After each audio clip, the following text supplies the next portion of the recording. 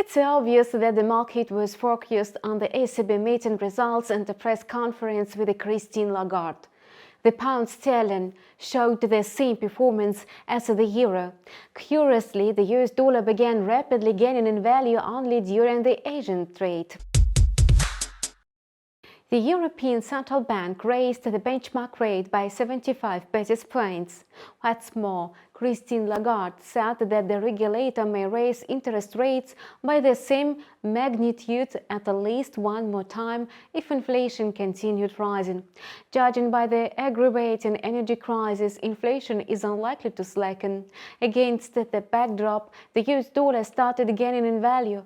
However, initially, the rise was caused by the fact that the market was absolutely ready for such a hike in the key interest rates. In addition, the greenback noticeably dropped a day before that. Thus, the interest rate hike had just a minor influence, unlike Christine Lagarde's comments. The speech was so vague that it was not immediately clear what exactly the ECB president meant. At the moment, the currencies are likely to consolidate at the current levels, partly due to an empty macroeconomic calendar. What's more, traders are likely to switch attention to the Fed meeting, which will take place in 1 week and a half. Until then, the market is likely to stay at its current levels. On the chart, we see that yesterday the euro-dollar pair was affected by speculators. First, it was falling and then managed to recoup all the losses. As a result, it closed the day at the parity level where it was at the beginning of the trading.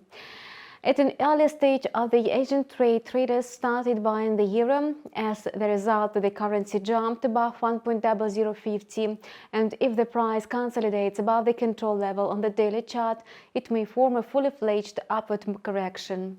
Meanwhile, the pound-dollar pair is repeating movements of the euro, ignoring speculative activity. The situation could be explained by a positive correlation between the trading instruments. Under the current conditions, a rebound from the local low recorded in 2020 led to a jump of 200 pips.